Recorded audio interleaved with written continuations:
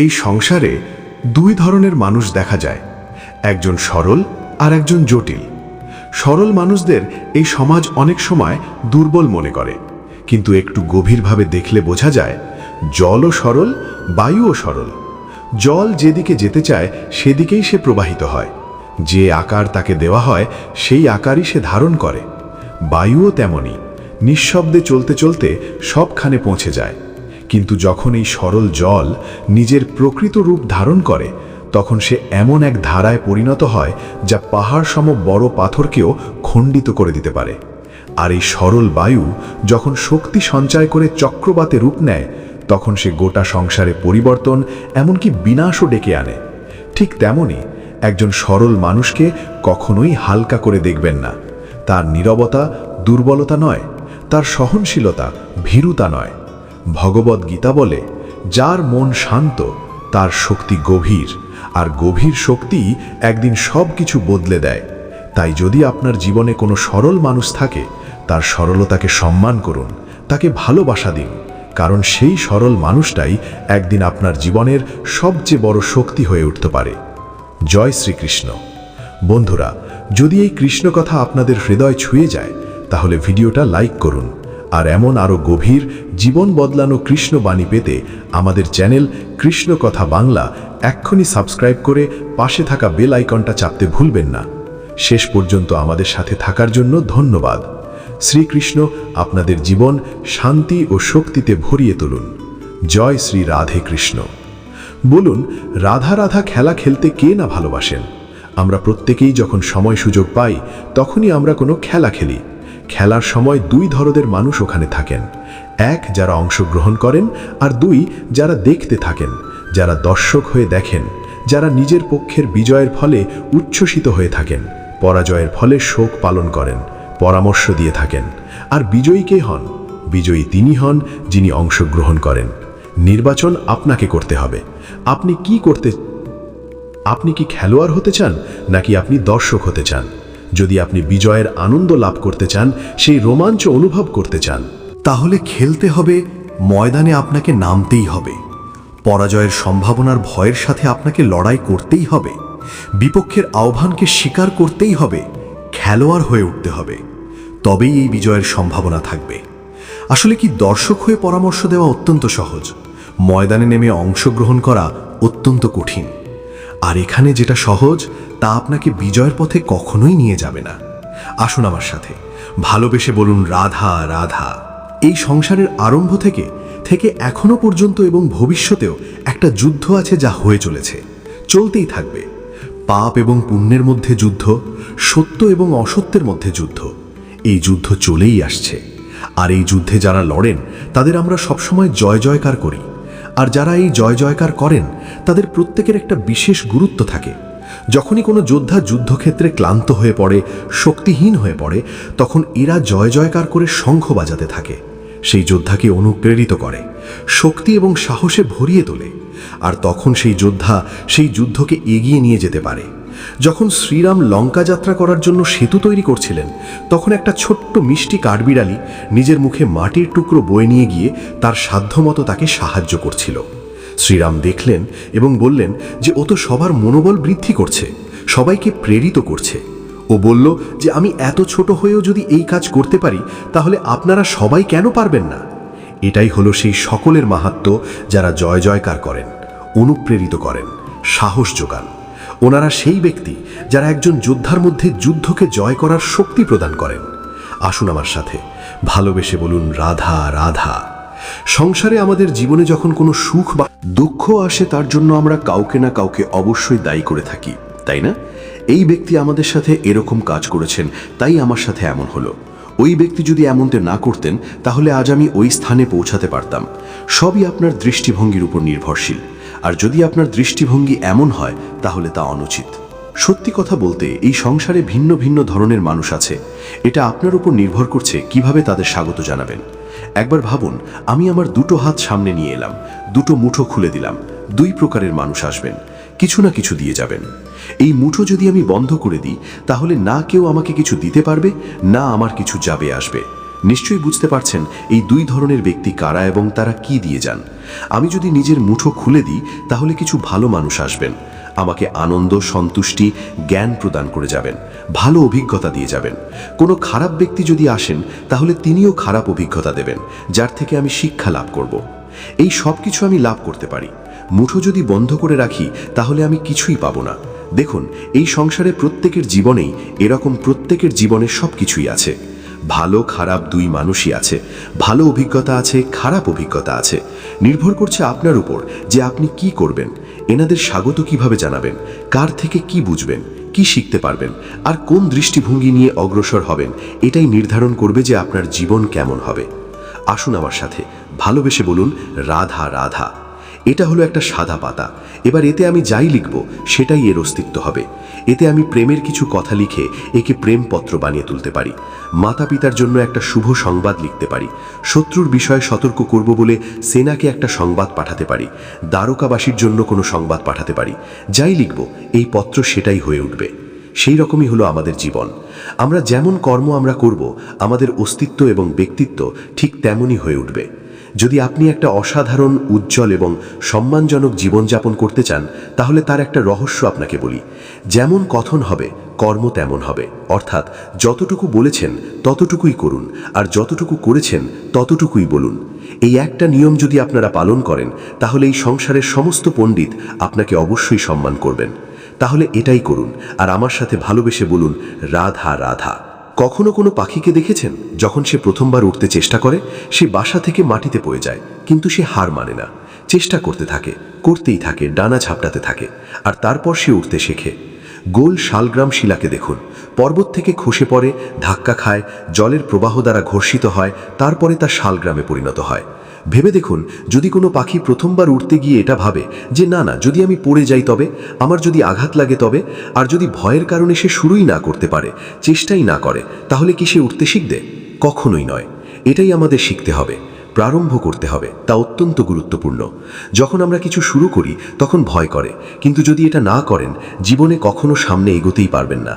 হতেই পারে প্রারম্ভ করার পরে আপনি পড়ে যাবেন, বারবার নিচে পড়ে যাবেন, কিন্তু যদি নিরন্তর চেষ্টা করতে থাকেন তাহলে একদিন না একদিন আপনি অবশ্যই সফল হবেন। এই শুরু করাটাই সব থেকে বেশি কঠিন। এর দ্বারা ভয়ভীত হবেন না। আসুন আর আমার সাথে ভালোবেসে বলুন, রাধা রাধা। যদি আমি আমার চোখ বেঁধে কোনো একটা নির্দিষ্ট দিকে নিজের সমস্ত শক্তি প্রয়োগ করে ছুটে যাই তাহলে কি হবে? আমি কোথাও ধাক্কা খেতে পারি, নিজের ক্ষতি করতে পারি, কোথাও পড়ে যেতে পারি, তাই না? অর্থাৎ এটা নিশ্চিত এই কাজ আমার করা উচিত নয়। কিন্তু আজকের দিনে প্রত্যেকটা মানুষ এই কাজই করছেন, তাই না? কোনো কাজ করার পূর্বে সেই কাজের বিষয়ে সম্পূর্ণ তথ্য কোথায় সংগ্রহ করছেন? শুধু এটুকু জানেন যে এই কাজটা করলে কত ধন অর্জন করবেন আর কত নাম হবে, আর ব্যাস সামনে এগিয়ে যান। এটা উচিত নয়। পূর্ণরূপে যে কোনো কাজ করার আগেই সেই কাজের বিশ্লেষণ করে নেওয়া উচিত, তা বুঝে নেওয়া উচিত, এবং সেই বিষয়ে অবশ্যই খেয়াল রাখা উচিত যে আপনার শরীর এবং আপনার মন এই কাজ করার জন্য কি প্রস্তুত রয়েছে। যদি তা না হয় তাহলে প্রথমে নিজেকে শুধরে নিন, তারপর সেই কাজ করুন।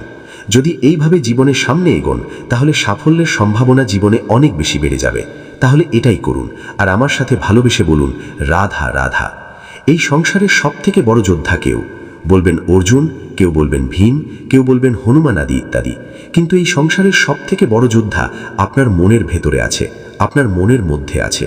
সেই ব্যক্তি সবথেকে উঁচুতে পৌঁছাতে পারেন যিনি নিজের অন্তরের খামতি বুঝতে পারেন, নিজের দোষ বুঝতে পারেন, তার সাথে লড়াই করেন এবং তার উপর বিজয় লাভ করেন।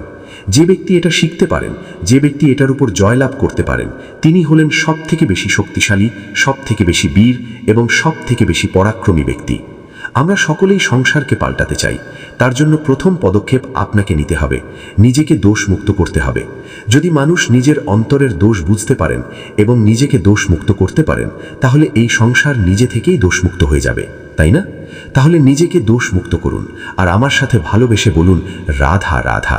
মানুষের জীবন সবসময় ন্যায় আর অন্যায়ের মাঝে ঘুরপাক খেতে থাকে।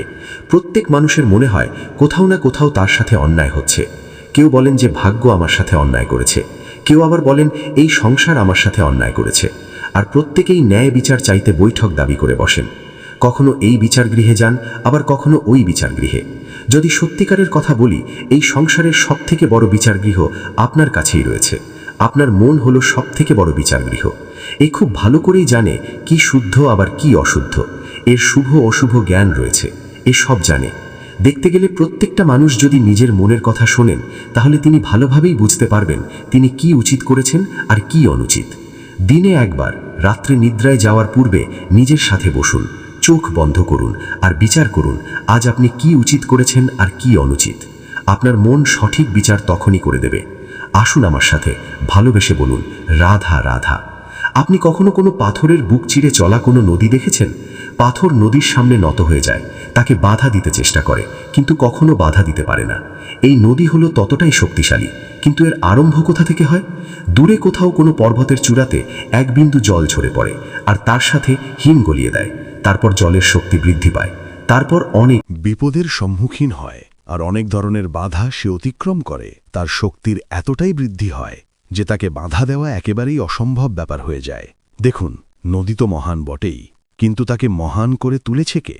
সেই সকল বিপদ যার থেকেও কখনো পালায়নি। সেইভাবেই আমাদেরও বিপদ থেকে পালিয়ে গেলে হবে না, তার সম্মুখীন হতে হবে সাহসের সাথে, পূর্ণ শক্তি প্রয়োগ করে। তবেই আমরা শিখতে পারব, তবেই আমরা সামনে এগোতে পারব। যদি আপনি জীবনে কুন্দন হয়ে উঠতে চান, তাহলে জ্বলন সহ্য করতেই হবে। আসুন আমার সাথে, ভালোবেসে বলুন, রাধা রাধা। এ হলো গোলাপ ফুল, একে আমরা সকলেই চিনি। সমগ্র সংসার ভালোবাসে এই পুষ্পকে। এই ফুল দেখতেও সুন্দর, সবথেকে বেশি গুরুত্বপূর্ণ কথা হল এর সুগন্ধ, যা দূর দূরান্ত থেকে ব্যক্তিদেরকে আকৃষ্ট করে। এই সুন্দর পুষ্প একটু মন দিয়ে দেখলেই দেখা যায় এর নিচে কাঁটা রয়েছে। এ সংসার বলে প্রকৃতির কেমন রচনা! এত কোমল পুষ্প, এতে কি তীক্ষ্ণ কাঁটাসহ প্রস্ফুটিত হয়। এটাই হলো জীবনের সত্য। আমাদের অন্তরের সদ্গুণ, সেগুলিও এই ফুলের মতোই সুন্দর। সংসারের সৌন্দর্য দেখতে পায়, এর সুগন্ধ চতুর্দিকে ছড়িয়ে পড়ে। কিন্তু এই সদ্গুণ জাগ্রত করে তোলার জন্য কঠোর পরিশ্রম করতে হয়, প্রতিনিয়ত চেষ্টা করে যেতে হয়। তাই জন্য যদি আপনি জানেন আপনার পথ উচিত, কিন্তু তা কাঁটায় পরিপূর্ণ, তাহলে থামবেন না, চলতে থাকুন।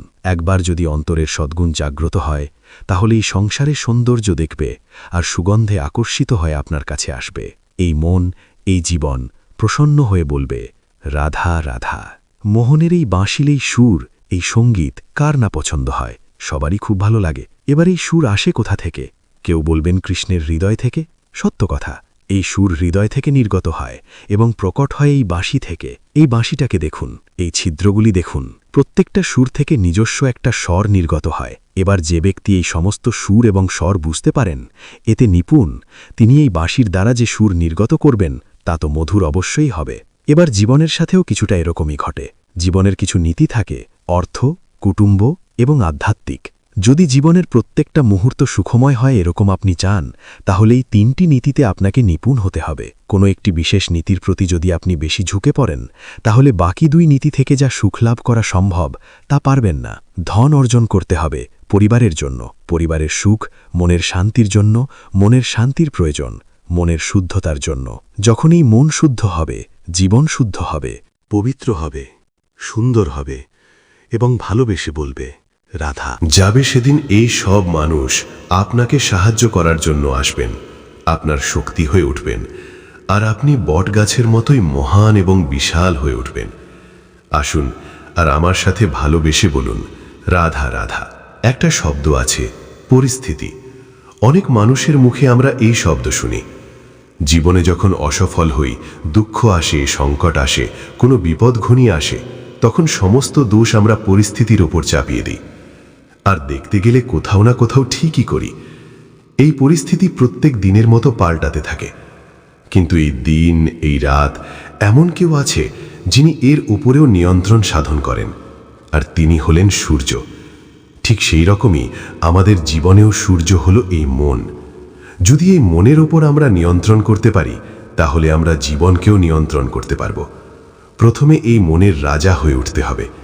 তাই মনে রাখবেন, যদি মন দুর্বল হয়, তাহলে পরিস্থিতি আমাদের সমস্যা বলে মনে হবে। এই মন যদি স্থির হয়, পরিস্থিতি প্রতিস্পর্ধা বলে মনে হবে।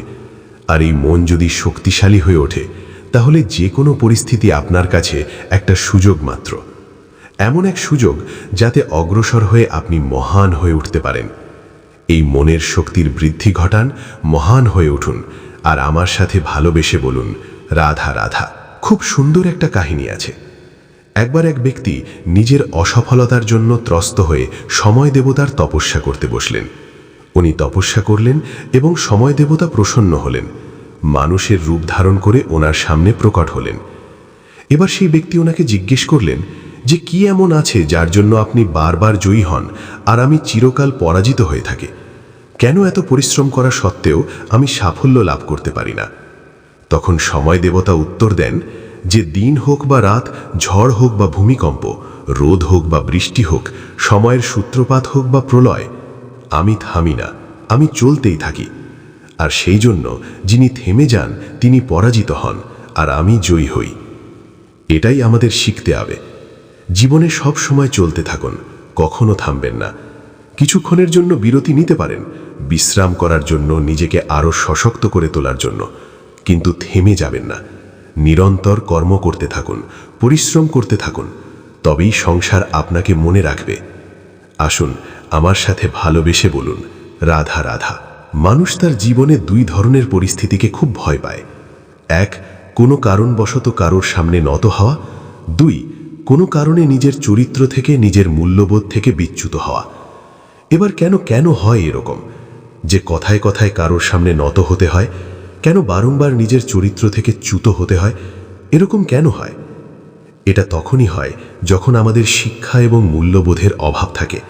যদি মানুষের মধ্যে প্রকৃত শিক্ষা থাকে তাহলে এই সংসারে কোনো সময় এবং কারোর সামনেই নত হওয়ার কোনো প্রয়োজন নেই। যদি মানুষের মধ্যে মূল্যবোধ থাকে তাহলে তাকে নিজের মূল্যবোধ বা চরিত্র থেকে বিচ্যুত হতে হয় না, তা সে যাই হয়ে যাক না কেন। কোনো বালককে যদি জন্ম থেকেই সুশিক্ষার অধিকারী করা হয়, শিক্ষিত করা হয়, মূল্যবোধের অধিকারী করা হয়, তবে সে এই সংসারে এমন কর্ম করবে যাতে সে নিজেকে, নিজের পরিবারকে, সমগ্র সমাজকে গর্বিত করতে পারে। শিক্ষা লাভ করুন, মূল্যবোধ লাভ করুন এবং আমার সাথে ভালোবেসে বলুন, রাধা রাধা। আমাদের সকলের জীবনে একটা লক্ষ্য থাকে যেটা আমরা লাভ করতে চাই।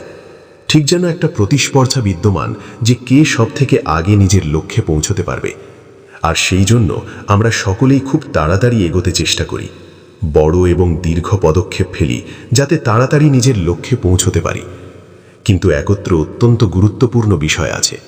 সবসময় লক্ষ্য সামনে থাকবে না, কখনো কখনো তা খুঁজতে হয়। এই যাত্রা খুব কঠিন হতে পারে, আর ঠিক এই কারণেই সবসময় দ্রুত গতিতে চলা বা তাড়াতাড়ি পথে চলা সেটা আবশ্যক নয়, তার থেকেও বেশি গুরুত্বপূর্ণ। বোঝা যায় যে প্রতিটি উপদেশ আপনার মঙ্গলের জন্য আসে না। অনেক সময় মানুষ নিজের ভয়, নিজের ব্যর্থতার, নিজের সীমাবদ্ধতা থেকেই উপদেশ দেয়। আপনি যদি সবার কথা শোনেন তবে আপনার জীবন অন্যের চিন্তায় চলতে শুরু করবে। আর যখন জীবন অন্যের চিন্তায় চলে তখন মানুষ ভেতরে ভেতরে ফাঁকা হয়ে যায়। কিন্তু যখন আপনি নিজের সিদ্ধান্তের দায়িত্ব নিজে নিতে শেখেন তখন আর কারো সমর্থনের জন্য অতটা নির্ভর করতে হয় না। তখন আপনি জানেন পথ যত কঠিনই হোক না কেন তা অতিক্রম করার শক্তি আপনার ভেতরেই আছে। এই ভাবনায় ধীরে ধীরে আপনাকে আত্মসম্মান দেয়, স্থিরতা দেয়, আর একদিন আপনাকে এমন এক জায়গায় নিয়ে পৌঁছায় যেখানে কোনো শব্দ ছাড়াই আপনি নিজের উপর বিশ্বাস রাখতে পারেন। শ্রীকৃষ্ণ বলেন, মানুষ যখন নিজের শক্তিকে অন্যের প্রতিক্রিয়ার উপর নির্ভর করানো বন্ধ করে তখন তার আসল শক্তি ভেতর থেকেই প্রকাশ পেতে শুরু করে। আমরা প্রায়ই আমাদের সুখ, দুঃখ ও মানসিক শান্তিকে অন্যের প্রত্যাশার সঙ্গে বেঁধে রাখি। মনে হয় কেউ আমাদের বুঝবে, কেউ পাশে দাঁড়াবে, কেউ আমাদের জন্য লড়বে। যখন এমনটা ঘটে তখন মন হালকা লাগে, কিন্তু সেই প্রত্যাশা পূরণ না হলে মন ভেঙে যায়। আর সেই ভাঙনের মধ্য দিয়েই জন্ম নেয় এক গভীর উপলব্ধি যে হয়তো আমরা আমাদের শক্তিকে ভুল জায়গায় স্থাপন করেছিলাম। যেদিন আপনি অন্যের কাছ থেকে অতিরিক্ত আশা করা কমিয়ে দেন সেদিন আপনি কারো থেকে দূরে সরে যান না, বরং নিজের কাছেই ফিরে আসেন। তখন আর আপনার দৃষ্টি অন্যের আচরণের দিকে থাকে না, বরং আপনি খেয়াল করতে শুরু করেন আপনি নিজে কি করতে পারেন। বাইরে থেকে এই পরিবর্তন সামান্য মনে হলেও ভেতরে এটি এক গভীর রূপান্তর ঘটায়, কারণ তখন আর অন্যের কথায় বা ব্যবহারে আপনার মন বারবার বিচলিত হয় না। প্রত্যাশা কমানোর অর্থ এই নয় যে আপনি কঠোর হয়ে যাচ্ছেন বা সম্পর্ক থেকে মুখ ফিরিয়ে নিচ্ছেন। এর অর্থ কেবল এই যে আপনি নিজের অনুভূতির দায়িত্ব নিজে নিতে শিখছেন। তখন কেউ পাশে থাকলে আপনি কৃতজ্ঞ থাকেন, আর কেউ পাশে না থাকলেও আপনি ভেঙে পড়েন না। এই ভাবনাটাই ধীরে ধীরে মানুষকে মানসিকভাবে দৃঢ় করে তোলে। যখন আপনি অন্যের কাছ থেকে আশা বেঁধে রাখা বন্ধ করেন, তখন নিজের সিদ্ধান্তের বিষয়ে আপনার দৃষ্টিভঙ্গি আরও স্পষ্ট হয়ে ওঠে। তখন আর ভাবেন না মানুষ কি বলবে, বরং ভাবেন আপনার কি করা উচিত। এতে ভয় কমে যায়, আত্মবিশ্বাস বাড়ে, কারণ তখন আপনার পথ চলা আর কারো স্বীকৃতির ওপর নির্ভরশীল থাকে না। এই অবস্থায় মানুষ অভিযোগ করা ছেড়ে দেয়। আগে যেখানে মন প্রশ্ন করত আমার সঙ্গে এমন কেন হলো, এখন সেই মনই জানতে চায় এই অভিজ্ঞতা থেকে আমি কি শিখতে পারি। এই প্রশ্নই আপনাকে এগিয়ে নিয়ে যায়। এই ভাবনাই আপনাকে পরিস্থিতির শিকার হয়ে পড়া থেকে রক্ষা করে। ধীরে ধীরে এটাও বোঝা যায় যে প্রত্যেক মানুষই নিজের সীমাবদ্ধতা নিয়ে বেঁচে থাকে। কেউই সবসময় আপনার প্রত্যাশা পূরণ করতে পারে না। যখন আপনি এই সত্য মেনে নেন, তখন মনের ভেতরে আর তিক্ততা জমে থাকে না। তখন মানুষকে আপনি যেমন সে তেমন করেই দেখতে শেখেন। আপনি যেমন দেখতে চেয়েছিলেন তেমন বানাতে চান না।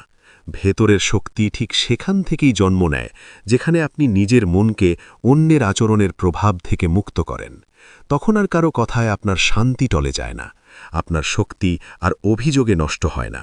আপনি নিজেকে সামলাতে জানেন। তাই যেদিন আপনি অন্যের কাছ থেকে আশা করা কমিয়ে দেন, সেদিন থেকেই আপনি ভেতরে ভেতরে স্থির হতে শুরু করেন। আর এই স্থিরতাই ধীরে ধীরে আপনাকে এমন একজন মানুষে পরিণত করে যে কোনো সহায়তা ছাড়াই নিজের পথে এগিয়ে যেতে পারে পূর্ণ বিশ্বাস আর ভারসাম্য নিয়ে। শ্রীকৃষ্ণ বলেন, যখন সহায়তা সরে যায় তখনই কর্মের প্রকৃত পরীক্ষা শুরু হয়, কারণ সেই মুহূর্তেই মানুষ নিজের আসল সামর্থ্যের সঙ্গে পরিচিত হয়। আশেপাশে মানুষ থাকলে অনেক কাজই সহজ মনে হয়। কেউ সঙ্গে ভাবনা ভাগ করে নেয়, কেউ সাহস যোগায়, কেউ দায়িত্বের একটু বোঝা নিজের কাঁধে তুলে নেয়। তখন মনে হয় এই কাজ তো যে কেউ করতে পারে। কিন্তু সত্যটা সামনে আসে তখন, যখন সেই কাজ আপনাকেই একা করতে হয়, কোনো ভরসা ছাড়া, কোনো নিশ্চয়তা ছাড়া যে পেছনে কেউ দাঁড়িয়ে আছে। তখন প্রথমেই সামনে আসে ভয়। মন বলে, আমি কি পারবো? আমার মধ্যে কি এতটা শক্তি আছে? আমি কি ভুল করে বসব? এই ভয়টাই আসলে আপনার সামর্থ্যের প্রথম দরজা, কারণ যেখানে ভয় আছে সেখানেই নতুন কিছু শেখার সম্ভাবনাও লুকিয়ে থাকে। আপনি যখন নিজেই এগিয়ে যান, তখন বুঝতে পারেন যে এখন প্রতিটি সিদ্ধান্ত আপনার নিজের। ভুল হলে লুকোনোর জায়গা নেই, আর ঠিক হলে প্রশংসা ভাগ করারও কেউ নেই। এই অবস্থাই মানুষকে ভেতর থেকে গম্ভীর করে তোলে। তখন আর কাজকে হালকাভাবে নেওয়া যায় না। আপনি মনোযোগ দেন, ভাবেন এবং সম্পূর্ণ সততার সঙ্গে চেষ্টা করেন। ধীরে ধীরে অনুভব করেন যে যেটা আগে খুব কঠিন মনে হতো, সেটাই এখন আপনার অভ্যাস হয়ে উঠছে। যেখানে আগে আপনি অন্যের ওপর নির্ভর করতেন, এখন সেখানেই নিজেই সমাধান খুঁজে নিতে শুরু করেন। এই পরিবর্তন বাইরে থেকে বোঝা যায় না, কিন্তু ভেতরে আত্মবিশ্বাসের ভিত শক্ত হয়ে যায়। এই পথ চলায় মানুষ নিজের সীমার সঙ্গেও পরিচিত হয়, বুঝতে পারে কোথায় সে দুর্বল আর কোথায় সে শক্তিশালী।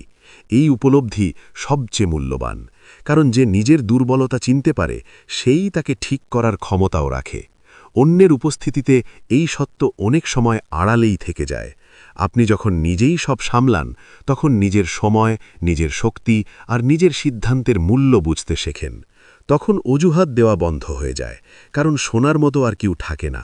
এই অভ্যাসই ভবিষ্যতে আপনাকে বিশ্বাসযোগ্য মানুষ করে তোলে, প্রথমে নিজের চোখেই। একসময় আসে যখন যে কাজগুলো একদিন বোঝা মনে হতো, সেগুলিই আপনার পরিচয় হয়ে দাঁড়ায়।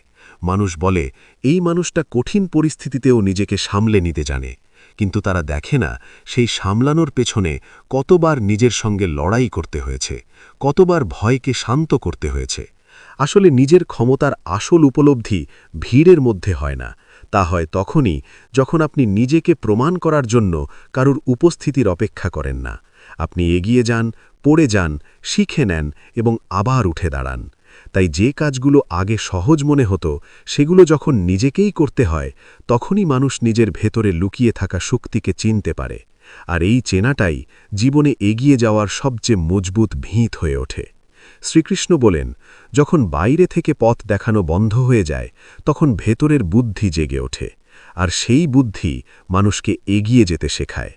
জীবনে এমন সময় আসে যখন আপনি সত্যিই জানেন না সামনে কি করবেন, না কেউ সঠিক উপদেশ দেয়, না স্পষ্ট কোনো দিশা দেখা যায়। চারিদিকে শুধু বিভ্রান্তি, ভয় আর অনিশ্চয়তা। তখন মন প্রথমে ঘাবড়ে যায়, কারণ এতদিন আপনি পথ জিজ্ঞেস করেই চলতে অভ্যস্ত ছিলেন। কিন্তু যখন কেউ পথ দেখানোর মতো থাকে না তখন বাধ্য হয়েই মানুষ নিজে ভাবতে শেখে। এখান থেকেই জন্ম নেয় এক নতুন অভ্যাস। তখন আর প্রতিটি ধাপে কারো দিকে তাকাতে হয় না। আপনি পরিস্থিতি বোঝেন, নিজের অভিজ্ঞতাগুলো মিলিয়ে নেন এবং তারপর একটি দিশা বেছে নেন। সেই দিশা হয়তো পুরোপুরি সঠিক নয়, সেখানে বাধা থাকতে পারে, কিন্তু সেই পথটা আপনার নিজের। এই জায়গাটায় সবচেয়ে বড় পার্থক্য গড়ে দেয়।